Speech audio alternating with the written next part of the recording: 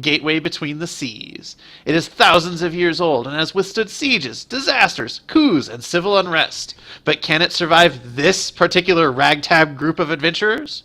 Join us as we find out in this week's episode of the Chaotic Neutral Podcast. I am your Dungeon Master, Caleb, and I am joined tonight by David. Welcome. And Shane. Oh, I didn't realize you were... It happens every time. You stretched that pause on about a beat too long. I know. It was due to Amy's coughing. I was hoping. I'm sorry, I was choking. Yeah, let's blame Amy. She's I'm sorry. She's the cause of all of this. I usually am. Okay, Shane. Hey, Bert's here. Hi. Thanks, Amy. Trying to choke on her own whiskey is Amy.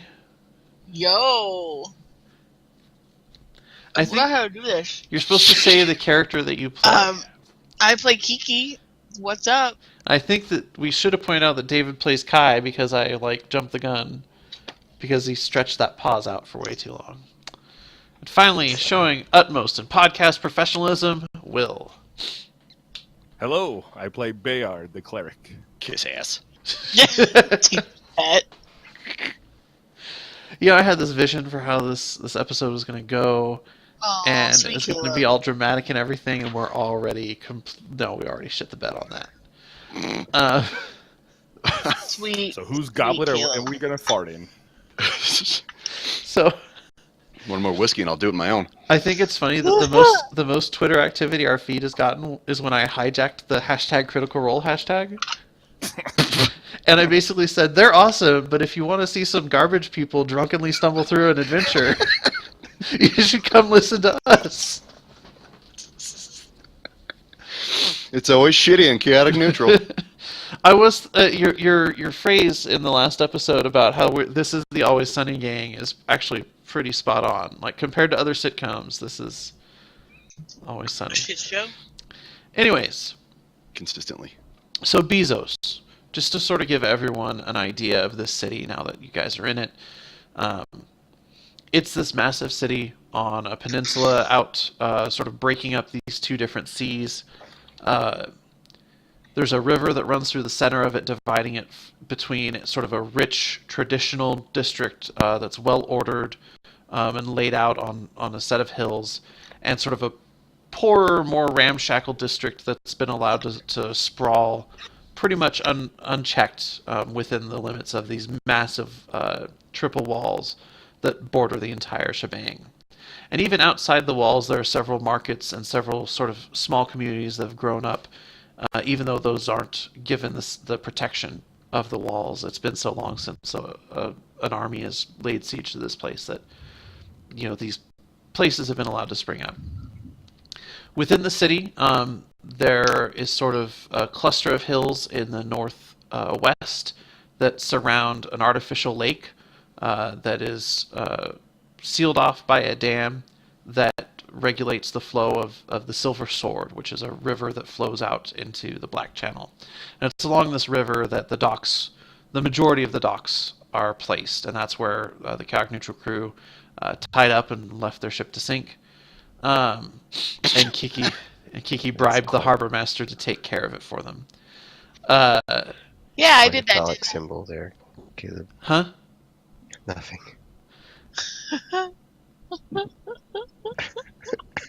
What? No, what am I missing? Indeed, because I'm in the dark too. What happened? Penis.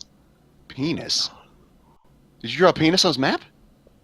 I guess you could, if you squinted, see a penis in the shape of the shape. The Silver Sword. Come on. Yes, now that I can't unsee it now. I can't not see it. I hate you guys so much. David, I was giving you the benefit of the doubt about that giant stick figure drawing that was in Roll20 when I came in, and now I'm not so sure. That wasn't me. That was Will or Amy. What stick figure? It's not there. I erased it. But there was something Pretty sure that was me from last game. when I We didn't have this map last game. Anyways, trying to get back on track. Surrounding the lake are various gardens and granaries and parks, as well as one sort of open air theater. To the south of the park are several markets. A farm market where they sell fresh produce from the orchards and the villas in the lands surrounding. There's the steel market where blacksmiths ply their trade. And then there's the silk market where silk merchants buy and sell various cloths for exorbitant prices. Leading. Ooh. I've got questions. Key's house. Oh, never mind. It's already there. Okay. And wow, God, Kai, you really you got like psychic powers. I see the house, and I'm like, is that like a hipster restaurant? What the hell is that? That was before I thought to do numbered labels. Then I came down to your legend. So Key's house. I have a house. going eastward from the Silk Market is the Path of Glory, sort of the big broad avenue that leads Sorry, what? leads past sort of the wealthier districts up to the as straight as an arrow up to the top of the hill that sort of crowns this peninsula. And on top of that hill, there's a square called the Imperator's Square, which is flanked by the Imperial Library, the Senate House, the Temple of St. Wisdom, and then sort of taking up a whole corner of the city is the Imperial Palace and its grounds. South of the Path of Glory are sort of wealthy houses and estates, and it's in one of these neighborhoods between Heraclius Way and Alexius Way that Kiki purchased the townhouse that she purchased in the last game. North of the Path of Glory tend to be between the Path of Glory and Hill Street, which I'll get to Hill Street in a minute, tend to be sort of shops that cater to the wealthy. So scribes and tailors and vintners and hiring agencies for the help all tend to be in those neighborhoods. Hill Street itself goes from where the ridge that curves around from the lake towards the Imperial Palace kind of peters out, and it descends along the side of this hill, but doesn't descend in earnest until it meets up with Alexius Way, at which point it becomes Bookbinder Street, which, as you might imagine, is lined by a bunch of bookbinders that service primarily the Imperial Library. That flows into River Street, which runs along the south side of the Silver Sword, which is also where the fish market is located.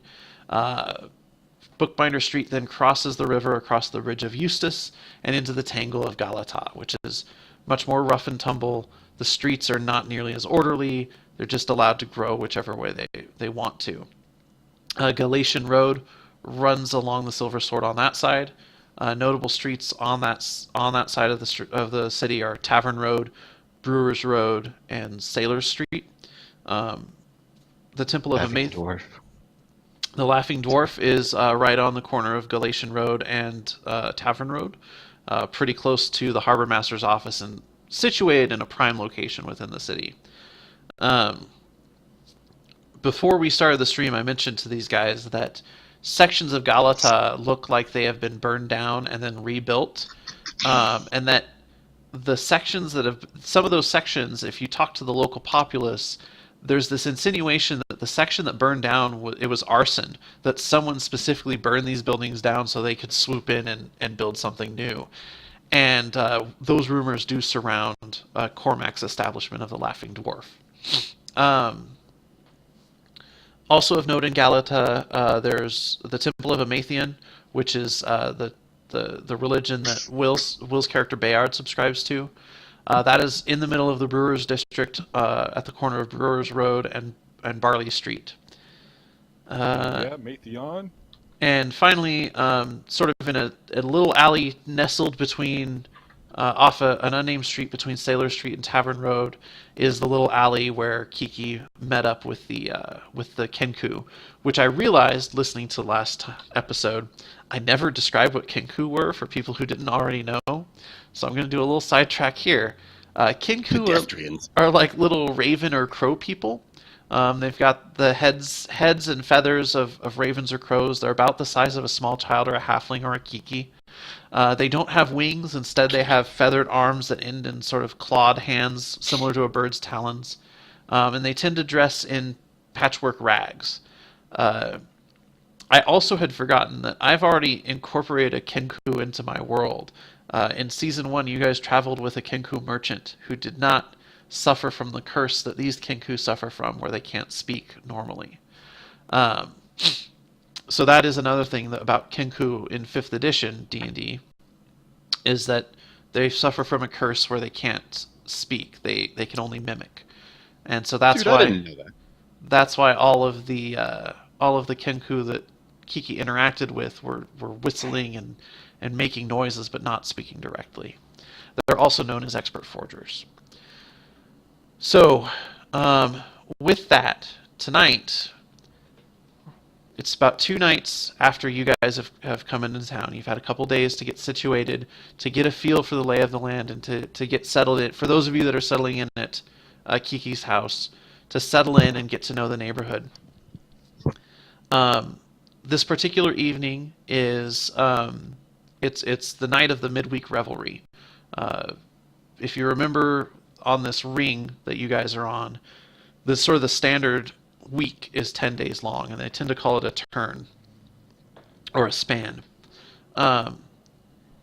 Because it's 10 days long, the people of Bezos have set up a sort of a day in the middle of the week that's sort of a miniature weekend. So they split the work week up into 2. And that's what this day of revelry is. So this is sort of the night before that day, and there's a theater production on the shores of Lake Bezos in that open-air theater. And the production is over, and the nobles are heading back to their estates in their palanquins. It's well after dark. The arch of the rest of the ring is glowing sort of a bluish green above you, casting a pale light on everything. The streets are lined with guttering torches. And one palanquin in particular is particularly ornate. It's got a dark, it's colored in dark blues and dark reds that almost could border on purple, but they don't. And if you listen to the gossip in town, it's pretty, this guy's towing the line. He's not quite putting purple on his stuff, but he's about to, and that's sort of a big deal if you do. You're making a statement. His palanquin makes its way to Hammer Road and down. He swings aside to avoid the steel market and goes up Marius Way and turns along Wall Road, traveling along the road towards his estate between Alexius Way and the Imperial Palace. However, as it's making its way sort of in the middle of an area that has lots of shadows in the sides of the alleys, some unwashed urchin runs out in front of the palanquin and spooks the stirch that's pulling it, and everything goes awry. There's a massive tumble as various palanquins crash into each other, and there's crazy mayhem on the street. And we focus on one of those alleys where there's a shadow leaning against a wall watching all of this, with just a tiny lock of red hair escaping from under a hood that's tucked back. And the Moppet runs up to this figure and says, "I did what you want.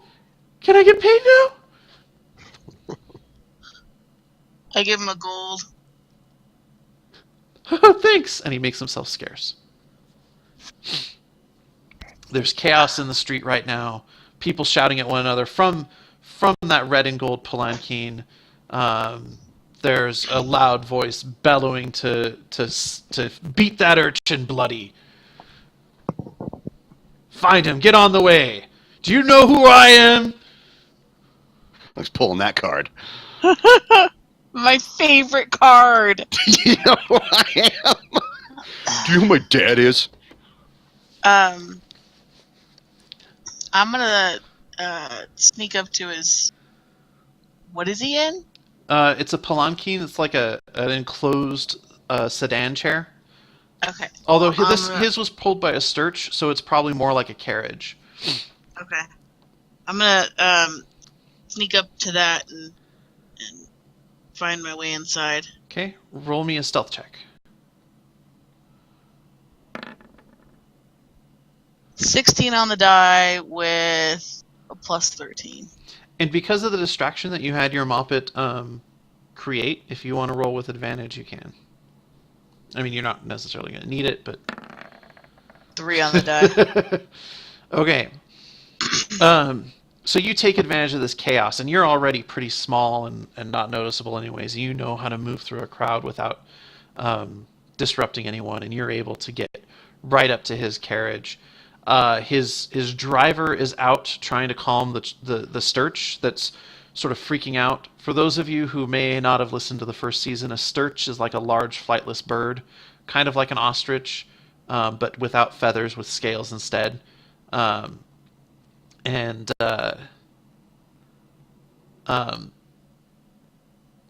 lost my train of thought. Oh, and so he's trying to calm this thing down. Everyone else is in the middle of shouting with each other over trying to extricate the carriages from one another, because it seems that this urchin did a pretty good job of creating a traffic jam. What do you do now? You're at the carriage. I go inside. Do you just open the door and slip in? Pretty much. Okay, so you do that, and seated in sort of long white robes, he's got various sashes of, again, that dark maroon and that dark blue. He's balding. He has kind of a cul-de-sac with short brown hair, a large nose, and just sort of an angry, pinched, sour face. Goes, "Get out of here, child, before I have you beaten and given to my favorite uncle." You gonna take that shit? Mm-hmm. I'm just gonna smirk, and I gotta name my dagger. I pull out my dagger. Okay. Hold on. He immediately sort of changes. His whole demeanor changes. Oh no! Hold on. Okay, so without even no hesitation on it, where I just pull out my dagger and go to town. Okay, roll me an attack. I'm not gonna wait for a reaction. And I hate to get into gruesome details like this, but how are you? 12 on the die, plus 13, so 25. That's gonna hit, and he's surprised, so it's a crit. So you kill him. How do What you? What I'd like to do is just repeatedly stab him. And then carve Me Too into his forehead. Okay. Where? In the stomach. Okay.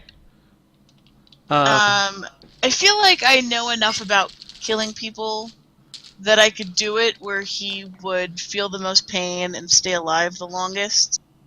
Okay. You know what I mean? So, by the end of this, are you going to be able to perform surgery? Yeah, Because God, I hope so. you know so much about human anatomy because you've seen so much of it. Oh, it'd be amazing. Dr. Kiki on the case. Shane, give me Sorry. a high or low. We lost the child. Low. Okay. So Kiki, you when you stab him, it looks like he's about to cry out, but then he's it looks like he's never been hurt at all in his life, and he's so just shocked and awed he can't even muster out a scream. All he can do is sort of a low burble and moan as you continue to stab him, and the sounds outside are enough to muffle the sound of you stabbing. It takes you, I'm guessing, 20 seconds? No, yeah, not long at all because I need to be able to get in and get Okay. out without. And you do have a little blood that splattered on you. You weren't able to keep your hands completely clean. So now roll me a stealth for your escape. 17 on the die plus 13. Okay, so you managed to slip out. Go ahead. I have to leave my little gift. Oh, that's right. Would you like to describe what you leave? It's a little origami sturch, Piece of paper. Tiny little thing fits in the palm of your hand. In the palm of his hand, as it were. I feel like I'm gonna leave it like on his shoulder, Okay. like a parrot. Oh God. Oh, this is so morbid. And also, does he have any coin on him? Oh, yeah. I'm gonna need that. We need to pay rent. Okay. Like I'm gonna have a problem with it, right? I mean, he does most of his business with letters of credit, but he does have some walking around money. To show off. Who doesn't? So he's got 75 gold in a small velvet purse that itself you think you could fetch 5 gold for easily. No, I don't. I don't want the purse. Okay. I don't even want it to look like I took it out of his pocket. I just want the coins. Okay. So there's 75 gold. I've seen enough Criminal Minds. I'm not gonna get caught. And then you're able, with that stealth roll, you're able to slip away back into the crowd and back into the alley. And where do you go from here? To a bar. Not a close bar, but just to a bar. You still have blood on your hands, by the way. Oh, I don't know. Where does somebody go to clean that off? You're the serial killer of the group. I know. Where are we on the map? Probably right around there. I know I asked about the map. So, Oh, I'm right near my house. Damn. I should probably just go home and clean up. Okay. With that stealth roll, you're able to make your way back to the house.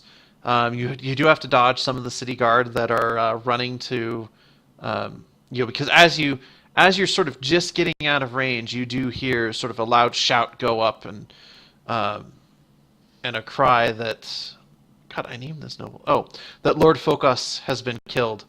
How do they know that? Because they probably got things going and went to open up and apologize to him for the delay. Who would interrupt him? Who would do that? His driver. Who? His Why? Because he's known to be a dick, so the driver would be like, "I'm sorry about that. We've taken care of it. We're on our way." But you're well clear of it, and some city guard are running down the streets to get there and to take care of things. Yeah, I definitely need to go home and clean up, but then I'm gonna. Okay. Yeah. So you stop in at your house, which is on a side street in one of the nicer parts of town. It is 3 stories, but kind of narrow, and it does have sort of a small little courtyard in the back that Where Fozzie lives. Fozzie is able to hang out and snuggle comfortably in. Okay.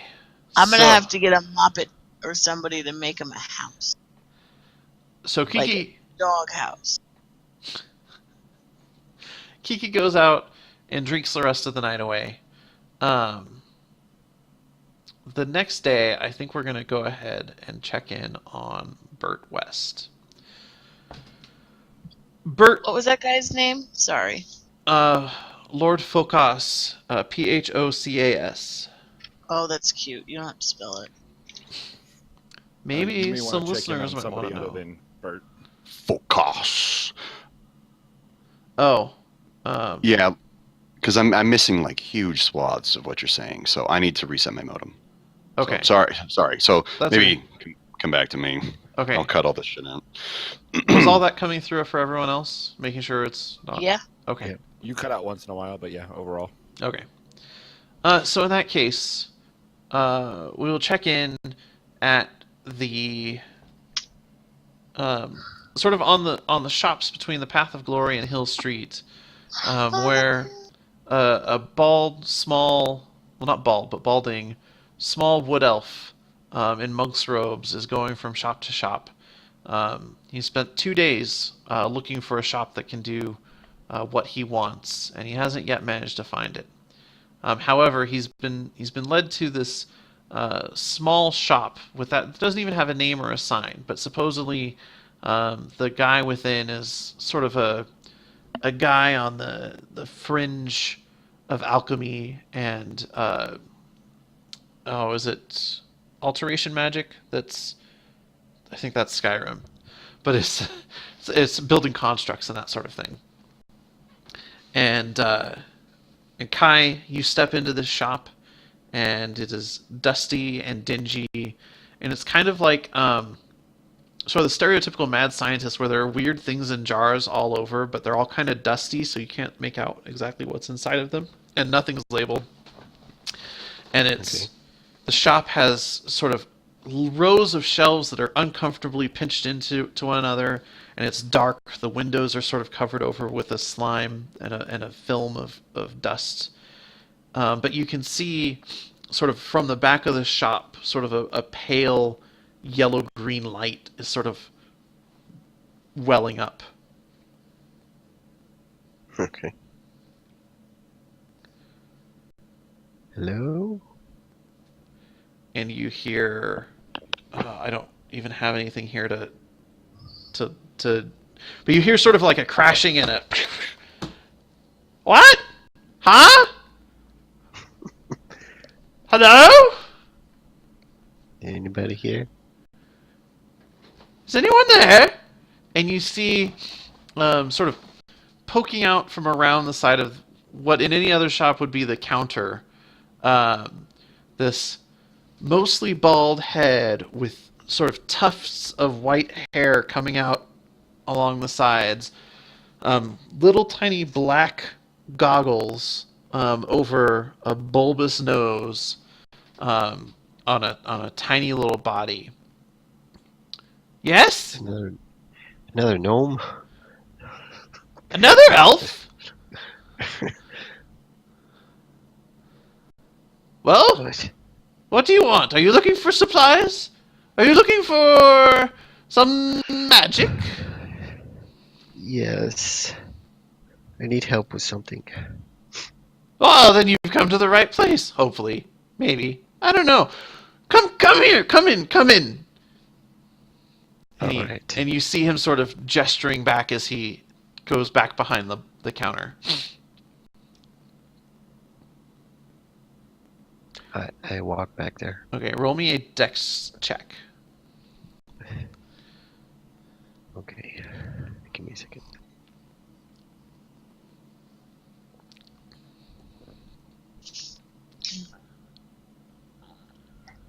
This is a deck save. 12. So you in the dim and the darkness, and these are narrow aisles. You kind of have to turn sideways and sidle. But that was a 2 on the dice. Yeah. And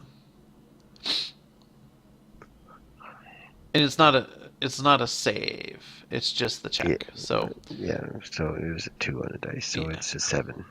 and as you're sidling along, it's so narrow, and things that you realize that the shelves are kind of warped and they're not true.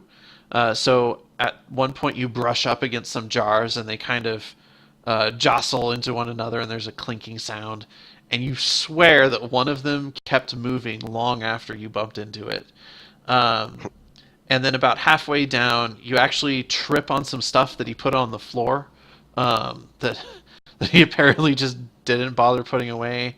And you hear a clink of glasses in there, and you kind of fall down a little bit, but you're able to catch yourself and make it through without actually breaking anything. But it was a close call at times. Okay. And sort of as you're reaching the end of the aisle, you see him pop around the corner of a door behind the counter, and he's actually at eye level, and he's like, "Well, are you coming or not? Come in, hurry!" I'm coming. As you go around the corner, you can see a little like station on a gnome-sized workbench, where it looks like he was in the middle of some experiment that you caught him in the middle of, and it looks like he's sort of given it up on it now. There's a broken flask. I'm touching things, Just ooh, what's that? What's that?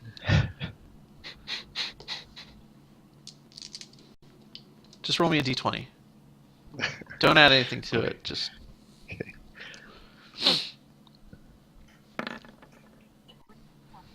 okay.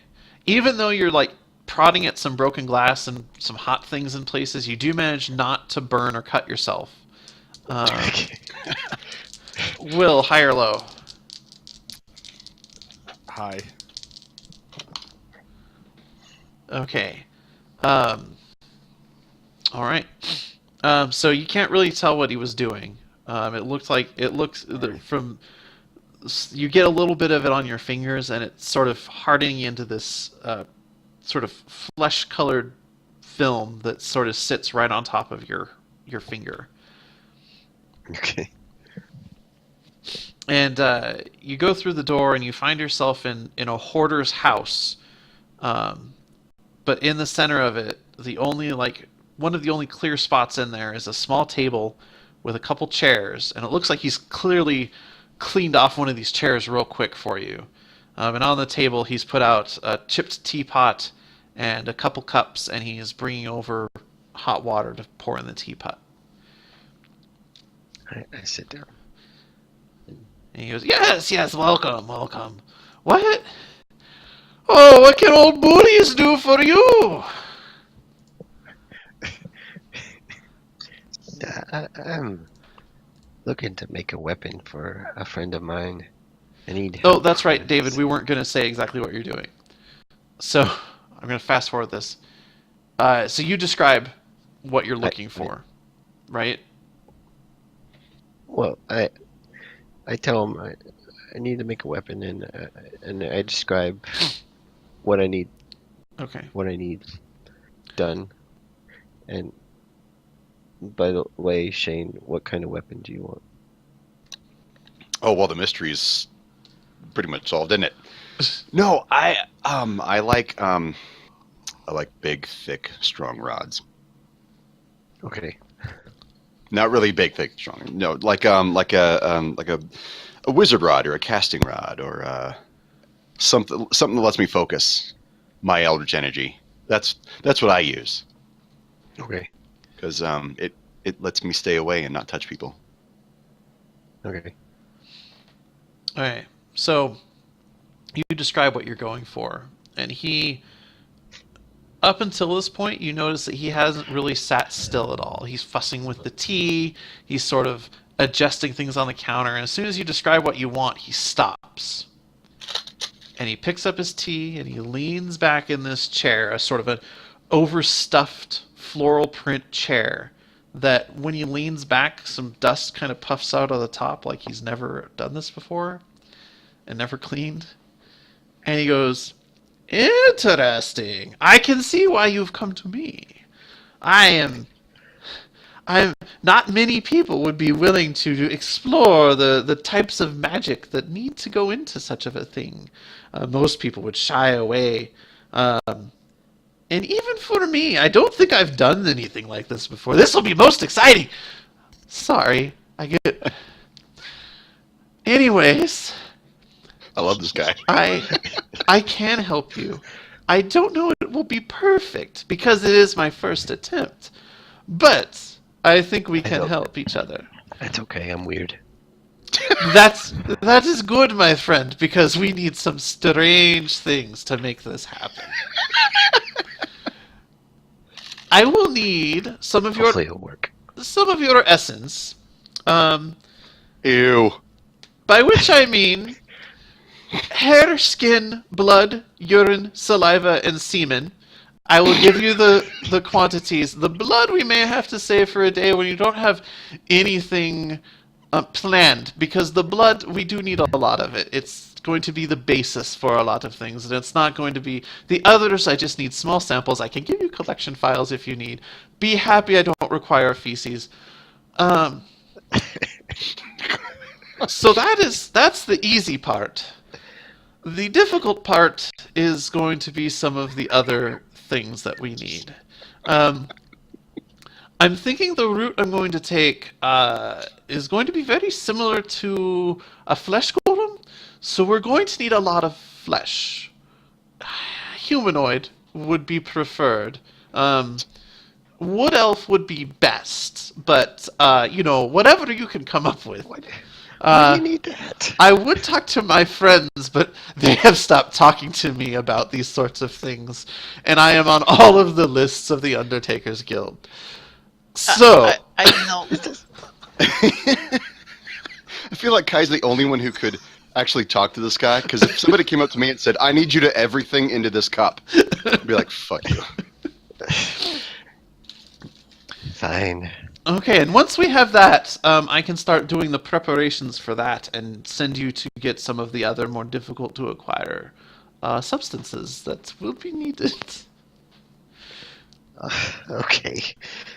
I look forward to seeing you again, my friend. Don't forget the collection. Would you like to finish your tea? I down it like a shot and leave. Okay. And so he's like, don't forget the collection vials, and he sort of hands you a bag of a bunch of little things that he's already got pre-labeled. You don't know how often he asks for this stuff, but apparently it's enough that he pre-labels it.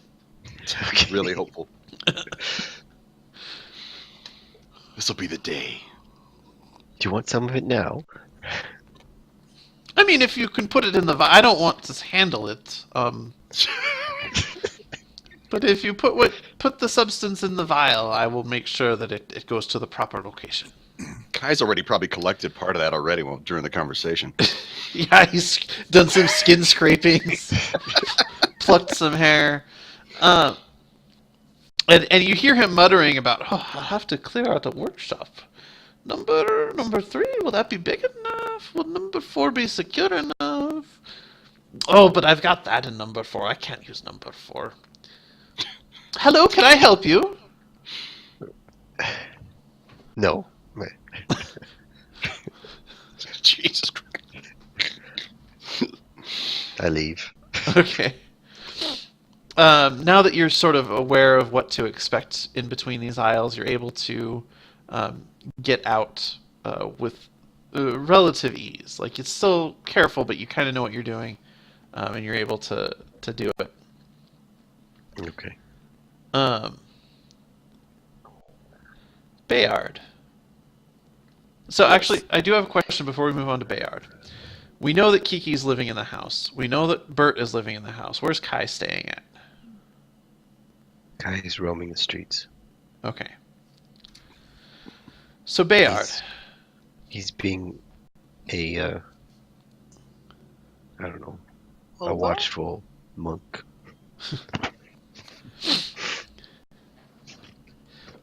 I'm Batman.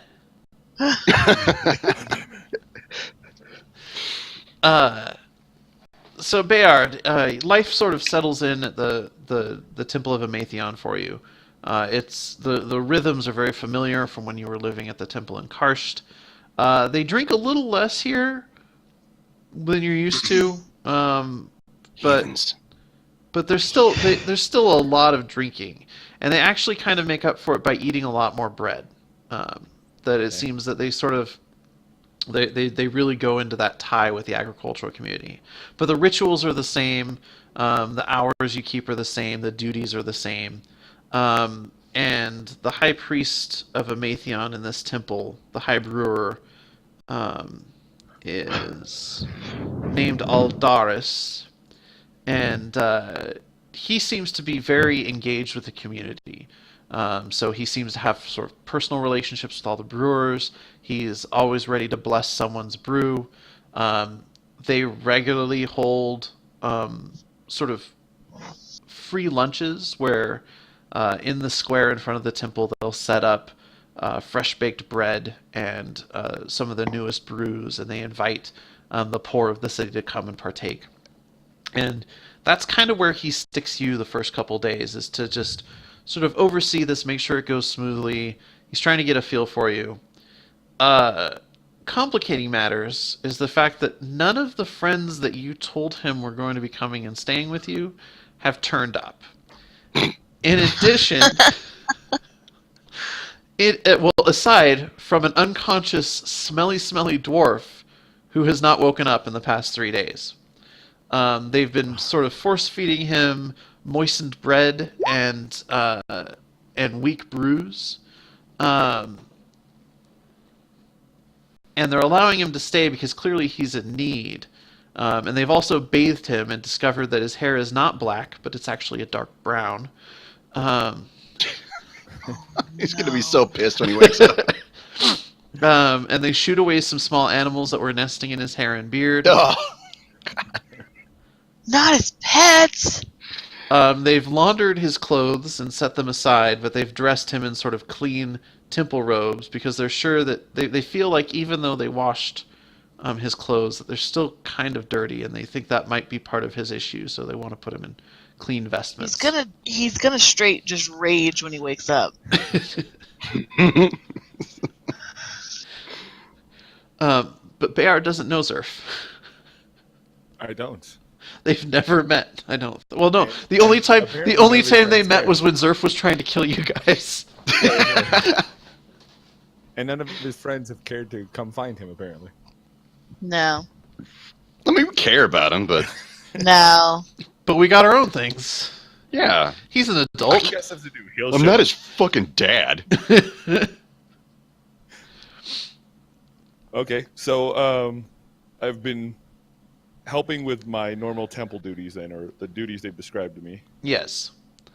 Do you sort of do anything that those don't take up all of your time? You do have sort of substantial amounts of free time. And Well, I want to do the best I can to help the temple here, given that they are providing for me and an acquaintance at this point. I'm not sure. I don't know that I'm sure that I know anything about this smelly dwarf. He fought, and the guys I was hanging with said that he's a friend. So I want to at least pay my dues there. okay. I'd also like to find some way to build or get a cart fashioned so that I can travel and brew at the same time. Okay. So, as part of your regular duties, go ahead and roll me. We'll do a perception. Perception. Excellent. I'm not skilled in that. Well, you rolled really well, so luck wins out here. Be That's your not my wisdom. role. Whose is the 18? Is that just Kai testing something? Possibly. Oh, okay. I did not roll Yes, quite sorry. high. That was me. I rolled You rolled a what? a 10. Okay. The people here speak with kind of a strange dialect to you, and you're having trouble following. When they really get going in a story, they just go, and the words all flow into one another, and you sometimes have trouble picking out exactly what they're saying. They have a sort of a different accent than you guys had in Kaffa. However, when you go to get your cart, you ask about how could I get a cart and sort of do a mobile brew setup, and they refer you towards sort of the center of Galata, where there are several sort of cart shops. Not just cart shops, but cart adjacent shops. So there are wheelwrights and axle menders, and there are several carpenters, and there's actually and I know that I'm going to catch shit for this, but there's actually a wood market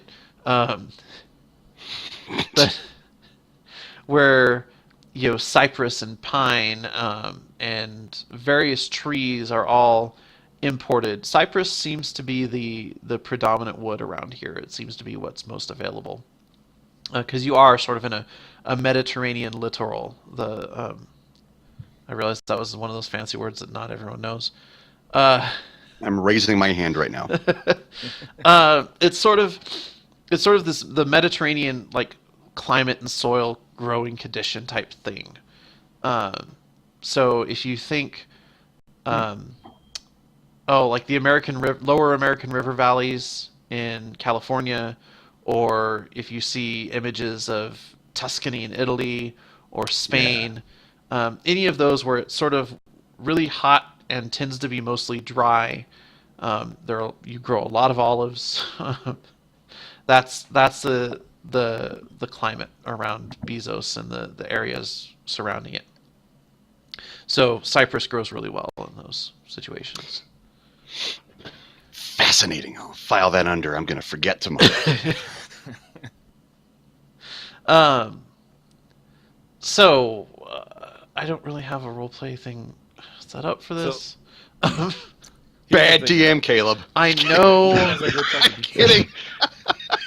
I feel bad because Bayard got kind of the short shrift because I didn't really have any hooks that like really. It's good. I had an idea, and so far you've started off with most of my idea. I wanted to travel and start feeding the poor here and try to gain some influence, but apparently they already have the influence.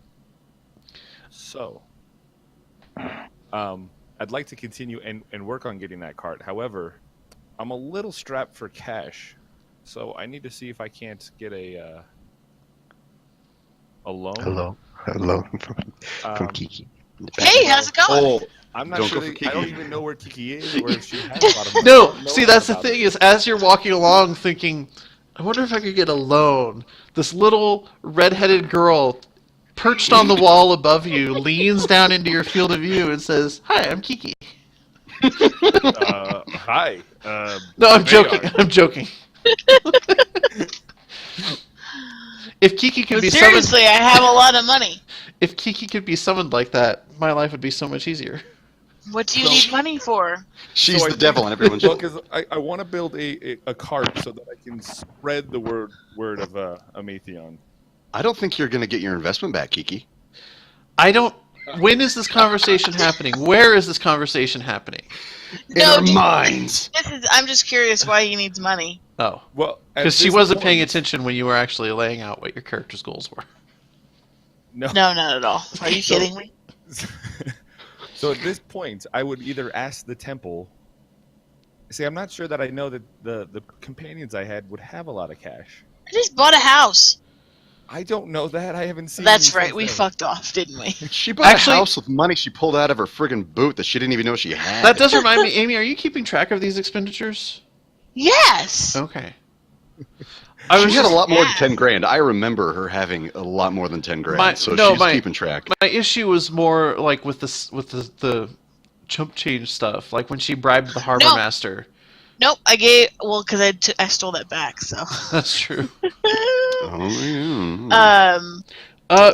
Bayard, actually, go ahead and roll me a. I guess I'll just do an intelligence check to see if your character like noticed this and retained it. Just a standard intelligence. Yeah. I'm sorry. 19. 19. Yeah. You do remember that when you first arrived in the city and the harbor master was asking about fees to tie up and mentioned the fee if the ship sank in the dock, and you do remember that Kiki handed him a slip of paper, and he made some weird comment about a bribe, and then sort of tucked something into his pocket and handed her the paper back. Okay. Uh, So then I guess my next task would be to find my companions. I'm not sure how to go. Yeah, I about don't even know doing how that. we would do that now. Perhaps I could ask some of the people who come for bread and brew whether or not they've seen any of these people, the balding monk, or the small redheaded, almost would look like a child to most people, or perhaps the I guess you wouldn't describe him as a warlock, the nice tanned, taller gentleman. Just- with The mohawk. flop-haired weirdo. The Just floppy ask them mohawk. about the giant owl bear. Oh yes, the owl bear would be a great way to Uh-huh. find them, wouldn't he? Okay. Trying to think what information I would like to. Okay, roll me an investigation.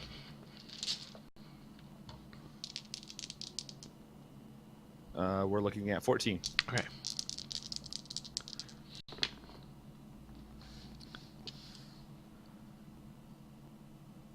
Okay.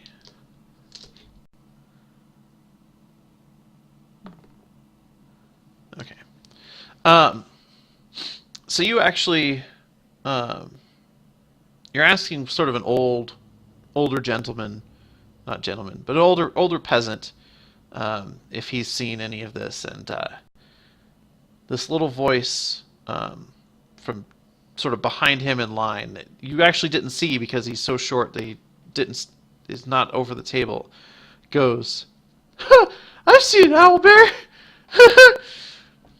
How much you want to find him?" Well, quite well. What have you heard?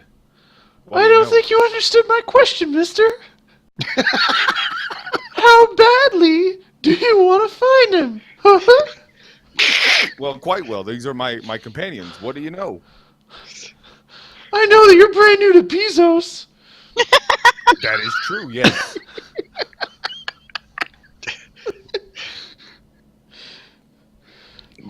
I'm confused, child. What? Please, if you have information, have any on my money? friends, allow me. Money? No, my child. I do not have money. I'm not I your have child. bread and ale. I have bread and ale to offer you. Fine, pour me a tall ale and give me a loaf of bread and I'll tell you. Here you are. There you are.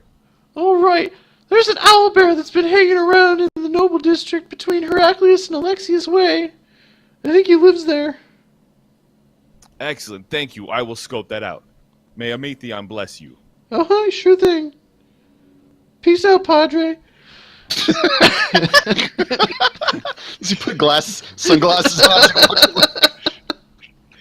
on? Gets on a trike and wheels out of there. Gets on his big wheel and peels out. He rolls coal on his big wheel.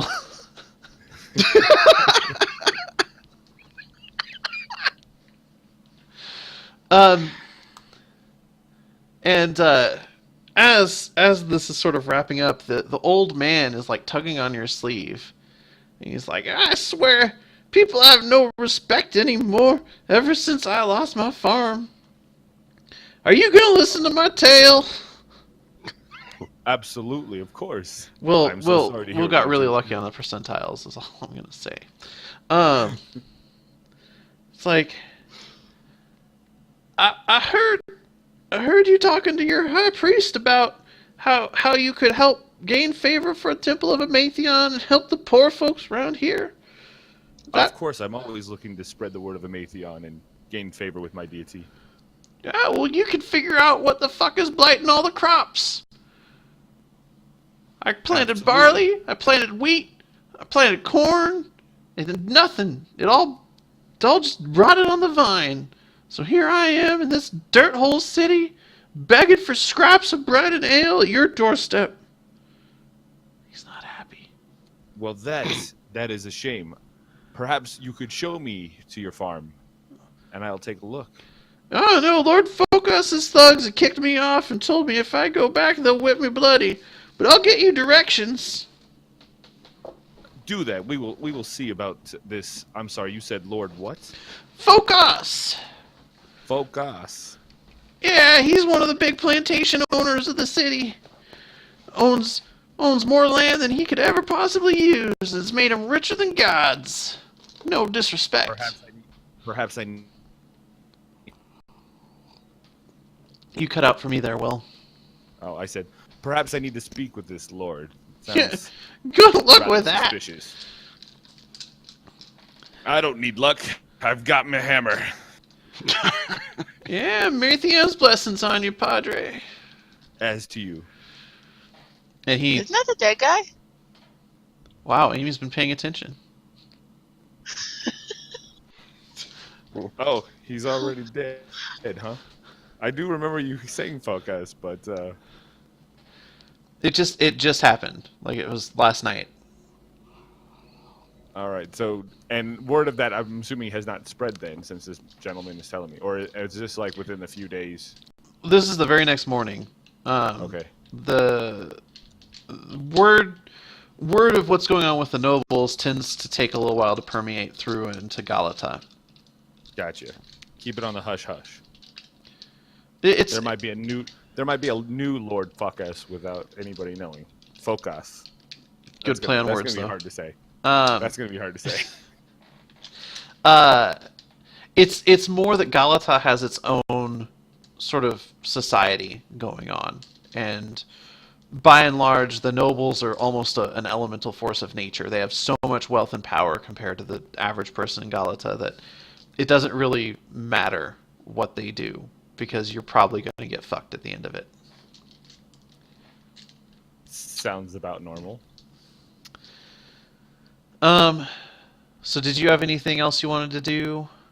No. So on that note, with whatever information I've gotten, I'd go check to find this crew first, Okay. or at least any information I can have before I go check the farm. Perhaps I would need somebody else to help investigate this.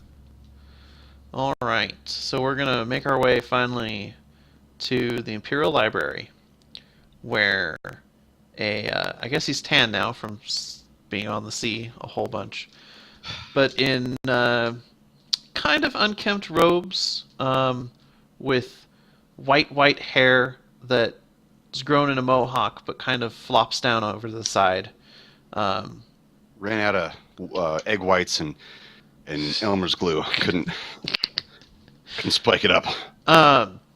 With a large, crazy tome that seems to have sort of tentacles worked into the cover, and is covered in a binding of something that looks unhealthy. That's a good way to put it. Sounds like a really bad euphemism. Oh, I can't say Well, I was it, thinking forget it. like it could be human skin, or it might be skin of something else, but it's definitely not regular old leather that's binding this book. And there's no title on it or anything, and it's chained to his belt.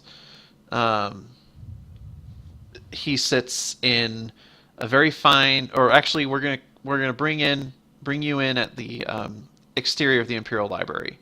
So you're standing in Imperator's Square, which is flanked on one side by the Senate House, and it looks like the Senate is sort of in the middle of their mid-morning recess, and they're talking to each other, trying to cajole for power. Behind you is the Temple of Wisdom, rising in sort of tier upon tier of golden domes and spires, with its wall sort of keeping out the riffraff. Behind that, you can see the sea below you, and on the far side of the channel, sort of the low hills surrounding the mage city of Nessus.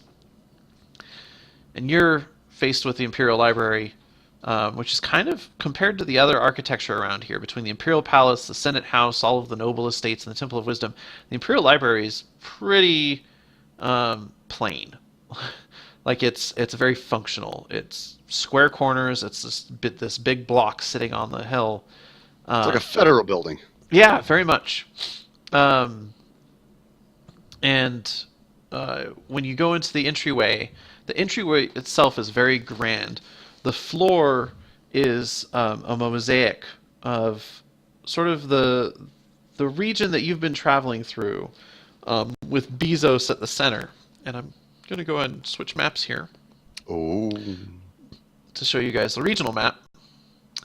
And Bezos is... Oh, I switched, but I didn't drag you guys over. 1 second. There we go. So Bezos is right there. Ah, neat. And Um, this is... Where did we come from? Was it...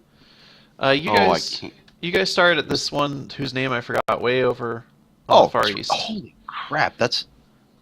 And you traveled really- north to Karst, and then from Karst you traveled westward across the desert with a small detour to these ruins here, and then traveled north along the Eusinian Sea to Kaffa, sailed across is. that sea to Bezos.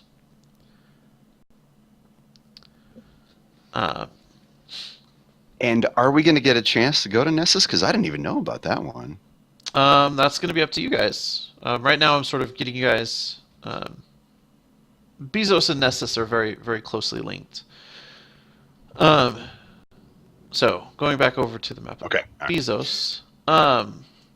Get a little excited there, Mage City. Oh my goodness. So, so that mosaic is on the floor, and it's done in various. The seas are done in sort of this blue and azure, and the mountains are done in whites and greens, and the deserts are done in various shades of brown. And it looks like it took a lot of work and money to get this mosaic done. And you actually spend a few minutes just looking at it before you realize that above you, you're in a domed cupola. And above you is, most of it is sort of a pure, dark, almost midnight blue with tiny tiles of pure white sort of scattered around it. But in the center, arching directly over you, is what appears to be a mosaic directly depicting the arch itself. And you actually go and roll me a perception. Did I pull all those? No, there we go. Okay. So, perception is 16. Okay. So with the 16, you're actually able to, as you're Actually, looking at this 17. oh, okay. No, Um, I don't know if it makes sense. As you're looking at this in detail, you see sections. It seems to be cut into very regular sections. And like there's a section that seems to be nothing but forest, and a section that seems to be boiling lava. And but about a third of the way up from the wall on your right as you enter, you see a section where there's sea that sort of zigzags between these continents, and you recognize it as the geography of Zyria and the Seven Sisters, sort of at a distance, like at an extreme bird's eye. So, I guess their astronomers can see that.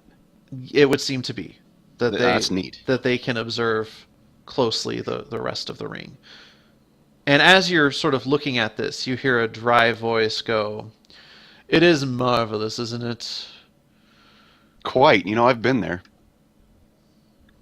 I'm sure you have.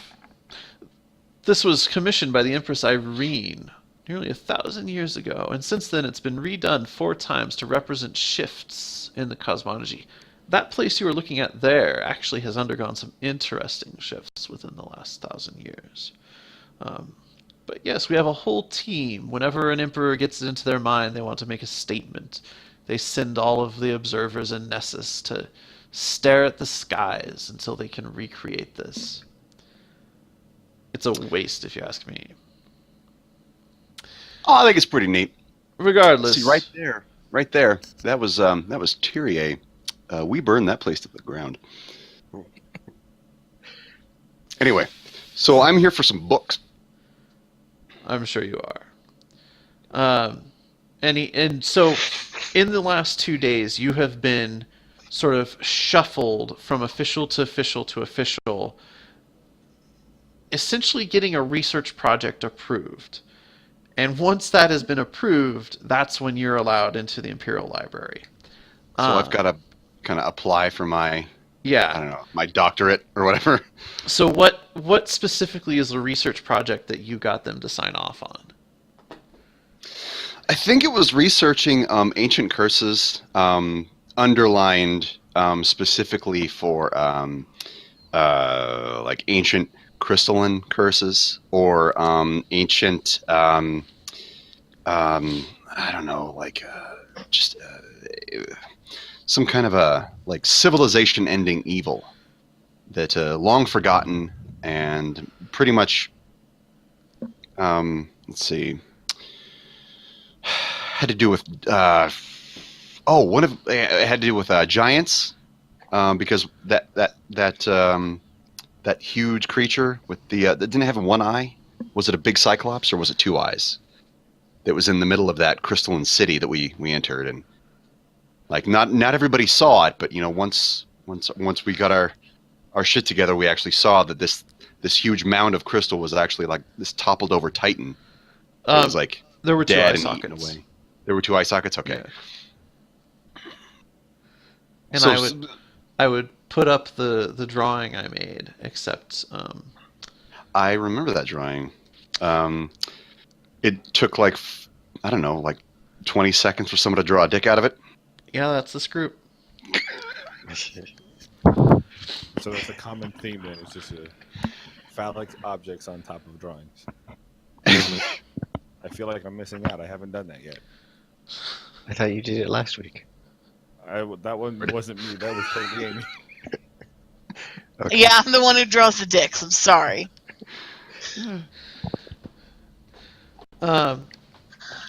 Anyways, so what you find as you're shuffled from official to official, because Bezos, if nothing else, is super bureaucratic. If you're doing anything to do with the city or the empire, and so you and I have both worked for the state, Shane. So I'm not even gonna put you through the bureaucratic nonsense that Bert has had to undergo these last 2 days. Oh, he feels the pain. And actually, does Bert have money? He has he's got a little bit. He's got, after Kiki's borrowing, he's got about 2,000 left. So I'd say That's a lot. It was a lot, yeah. I'd say that almost all of that I got from Thierry's vault. I'd say that you probably spend about 25 of it greasing palms of various officials to pass you on to the next person in line. Those friggin' turds. And so when you arrive, like, this guy, who seems to be sort of a steward to make sure that no one unauthorized has access, looks you up and down and says, "You must be Mr. West. Follow me." And he sort of turns on his heel, and he leads you through what looks like a reception area that its primary job is probably to turn people away. And off of this, you see a couple arches that have sort of the Bezos equivalent of employees only etched over them. And from there are several other halls that lead into these rooms that they're round. They have sort of comfortable chairs in them and tables and a few bookcases and some desks that you could write at if you want to, as well as a big fucking corkboard, essentially, and a slate for chalkboard. And he sets you down, and he tells you, points at the number on the door, which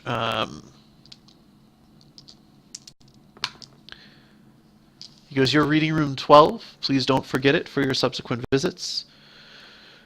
Do not go into anyone else's reading room. Do not try to explore the stacks on your own. Please wait here. Make yourself comfortable. There's a bell if you wish to have a runner fetch you refreshments from elsewhere in the city. You can come and go at will during our business hours. Here is your pass." And he hands you sort of a little bracelet with a crystal on it. He basically explains that will allow you to come in and out the front without signaling for someone to come get you. He says, So I grab it, and then I put my hand on his and say, what do I have to do to get unfettered access to the stacks? "Become an emperor or librarian. Please, wait here. Your research assistant will be along shortly." And he leaves, closing the door behind him. You sit for probably about 5 minutes. What do you do while left alone in this room? Steal things. Is there anything to steal? No. Not Kiki. Damn. Okay, so I'm sitting here alone in this room. Describe this room. Is it just like a waiting room? I mean, is it... No, this seems to be almost like an office. There's a table with several chairs sitting at it, almost like a conference table or a work table. There is a desk with writing utensils and parchment on it. There is on one wall essentially the modern their equivalent of whiteboard. It'd be a chalkboard with chalk. Then there's a corkboard where if you wanted to get crazy, zodiac tracking with bits of yarn and shit, you could do that. It looks like this has everything you need to put together a massive research project and write it.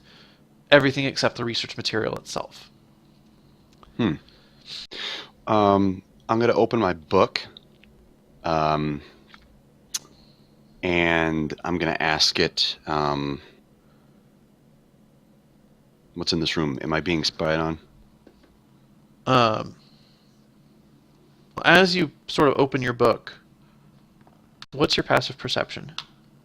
My passive perception. How do you figure that again? Is it your proficiency in something? It's or 10 plus your perception. 10 plus my perception? Yeah.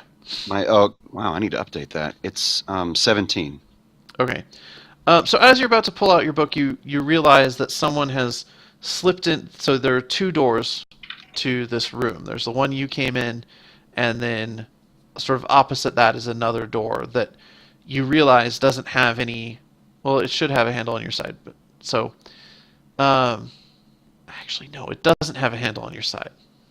World building on the fly here.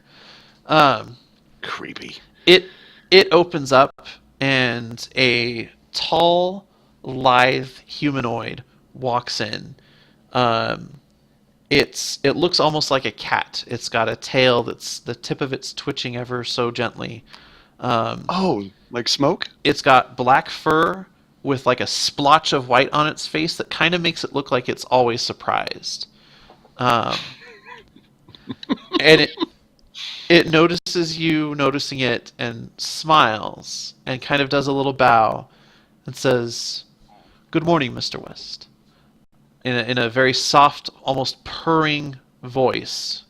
Good morning, Mittens. And I'm gonna go with the Khajiit as best as I can do. Yes, please. Khajiit has books for you. Good morning, Mr. West. I am Wounded Sparrow. I will be your research assistant. What may I try to find for you?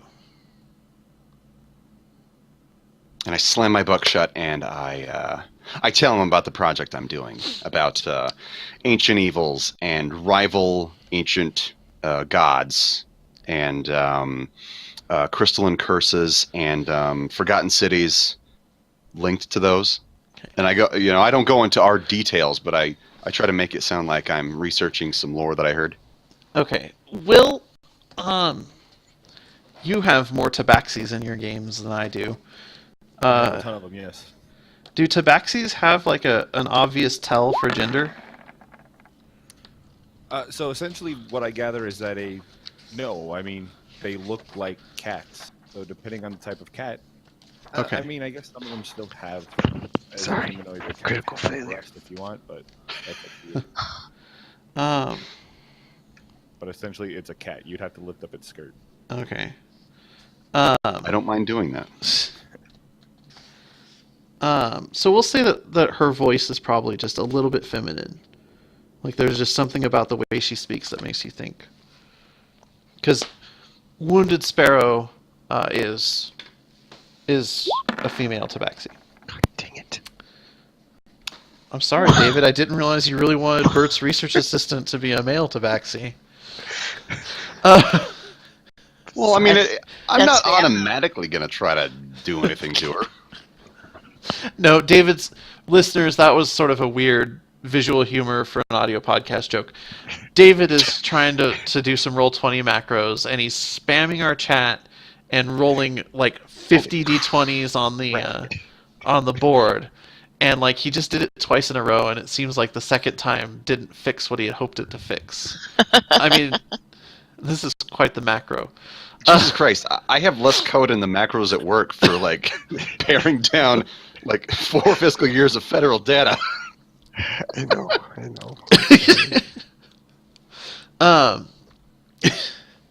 Anyways, so Wounded Sparrow, as you finish your description of what you want, smiles and says, "I see. So you go straight to the big secrets, I see. I like you. We can be Bigger the friends. That's why I work here, you know. Speaking of secrets, I feel like that book of yours just... It whispers, it wafts secrets. I'd very much to have a look at it sometime if you would like. But for now, where should I start in our search? Let's go with Ah, yes, that civilization. I'm afraid they didn't leave many written records. But I will do what I Oh. can. Sorry, you cut out a little bit for me. I was Or I making cut out. I was making a joke about you went "Pch, pch, pch, pch, pch," as her saying that, thinking that was the name of a civilization. Sorry. A lot was lost when it was. Yeah, so she said that she didn't that civilization didn't leave many written records, but she would see what she could find. Okay. Actually, just gamer stuff here. Was there a name of the city that we found that was in the desert? Did we know anything about that? I don't Or did we just- think so. Okay. I would I I will- honestly would have to go back and re-listen to the episode. Yeah. So a history roll won't do me anything, but I'll describe like around the region Okay. because that is kind of where I wanted to start. That was pretty good. That was a pretty good call. Okay. The city where the Crystal Curse took place, right? Not the city Right. Yeah. where you found the ruins. Okay. So it was, like, I don't know, what was it, like 10 days south from Karst? Is that where it was? It'd be 10 About, days or- starboard, north. It was north? Oh, shit, okay. Yeah. Okay. All right. So you describe the Crystal Curse to her and sort of that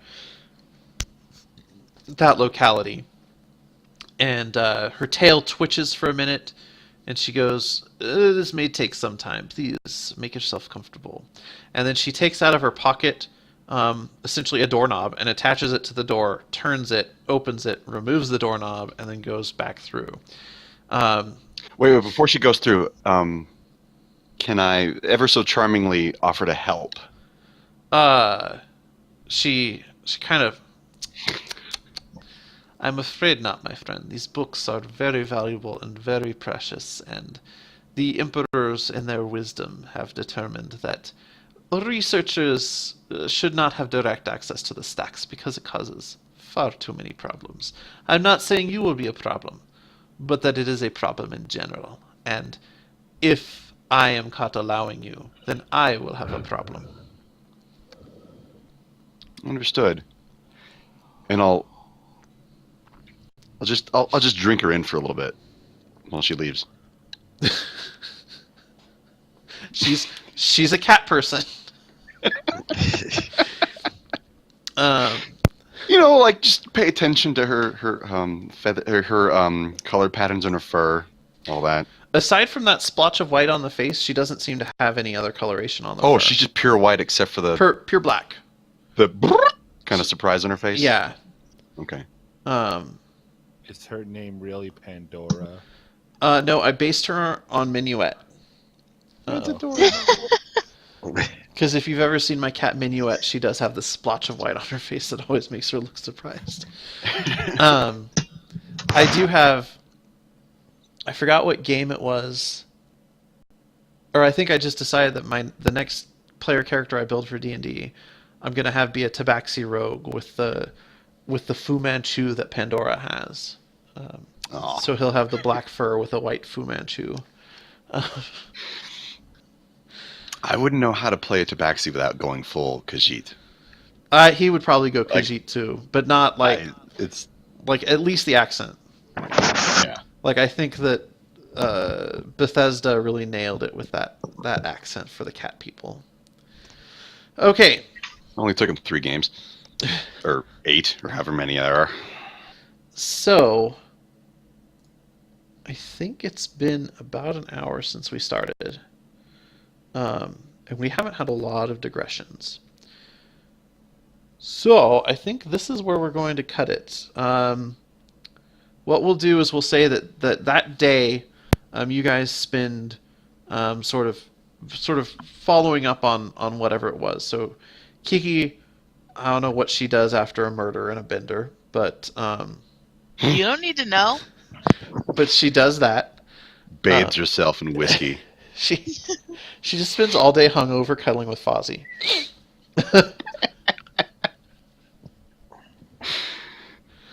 Did anyone ever see that Kevin Costner movie where he killed Dane Cook? No, I can't remember what that was called. I did not. Well, he's played a serial killer. Oh And wait, whenever yeah, he I killed- do. Yeah, where the other Yeah, dude, like they're in the car, and the other dude's like, Days to looks, Die.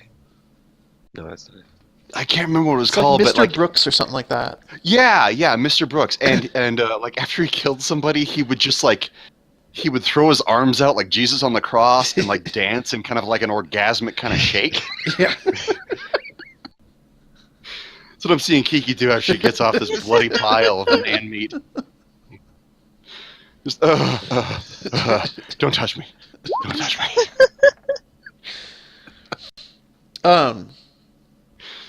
So we'll say we'll say we're coming back right about nightfall. Bayard has finally located Kiki's house, just as Bert is returning from the library because they've kicked him out, and Kiki is doing whatever it is that Kiki does during the day. And I think David's still going to throw a wrench in my plan because Kai is being Kai. Yeah. What is Kai doing? Because I think that Amy suggested that, you know, if there's one person who knows how to get spare body parts, it would be Kiki. Yo. But does anyone really know what she's up to? Like, we have suspicions. I Like, have she's no weird. suspicions. I don't Oh know yeah, I anything don't about it. announce this shit. Yeah. Like, I might, Say you need body parts, then. like, if it comes up organically over breakfast, Right, Visit right. morgues. he's just like shoveling cereal in his mouth. I need some body parts, man. Is that not a normal breakfast conversation? Probably in this group.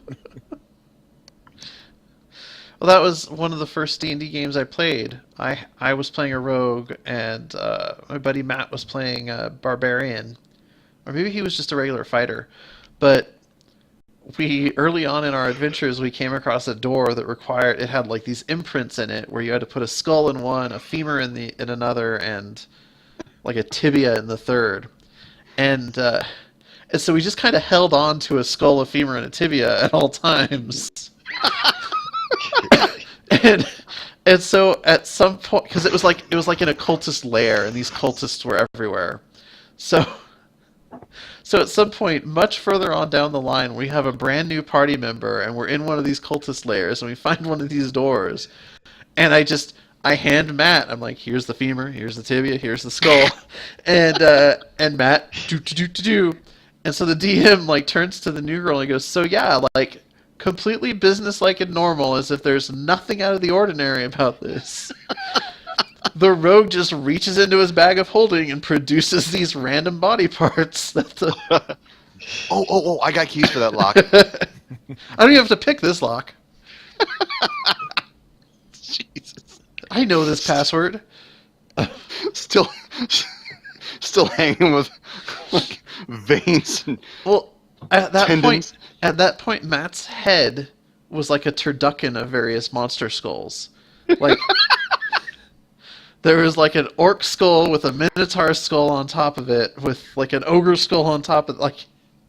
God, that's fucking awful. And he didn't fashion them into helmets. He just put the skull on top of his head.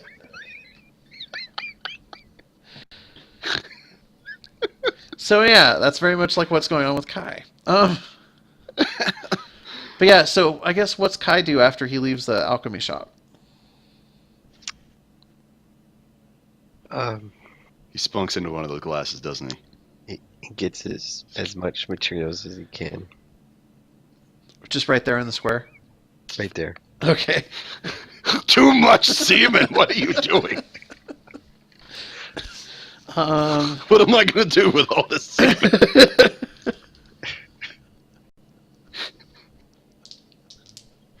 You know, I needed to spit too, but you didn't fill the other glasses with that. Amy, high or low? And what are these berries? Why are there berries floating in it? Hi. I have good berries. Okay. So as Called Kai, Russian and cherry. what are you just doing this like right in front of the shop, or? He's going to get arrested again. Pretty much. So as you're completing, um, you hear a very disgusted and alarmed voice go, "Oi! What are you doing?" And you see it in familiar armor some of the Praetorian Guard who patrol this part of the city. What are you doing? I wave my hand. Nothing. He looks. Roll me a persuasion. The ritual nears completion. I put on my Robin Wizard hat. 2. Oh, with a 2. Well, it sure as fuck doesn't look like nothing. That's lewd and lascivious behavior. And his partner goes, "Oi, I wonder if you could get him for sexual assault too, because he's assaulting my eyes."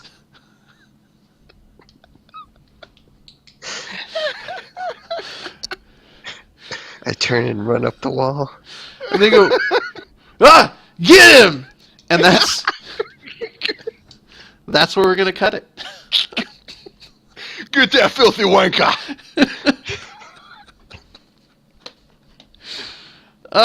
This has been the Chaotic Neutral Podcast. We're sorry. We hope you enjoyed it. If you liked any of that, you can find us at soundcloud.com/cndnd. David. You can also find us at Twitter at CNDNDcast. And Shane. We also have a Facebook presence at facebook.com/cndnd. And I just want to point out to you listeners, if you want to see these maps that we've been talking about, that's a great place to see them. I uploaded them both to that page, so you can click on them and see my horrible handwriting and my terrible cartography skills all in one spot. But you We can give always- Caleb a lot of shit, but these are pretty good. And the silver sword. and if you want to infer a weighing in the middle of my map, you can. Amy has our Instagram, I think. Yep, you can check us out on Instagram at Chaotic Neutral D&D, and when I feel like it, I'll post something. And finally, Will can tell them where we're on Twitch. Yes, we're also on Twitch at twitch.tv/chaotic neutral DND. Okay, so that's going to do it. We are trying to get back to weekly uploads, but we're really busy and we're not paid for this. So we will upload generally on Tuesdays. Like I said, we can't guarantee that it will be every Tuesday. So the best way to make sure you don't miss an episode is to subscribe, whether through iTunes or through SoundCloud or through whatever your RSS service of choice is. You should do that, and then you can catch all of our zany antics. I think that's it. Until next time, keep it chaotic. Bye-bye. Later.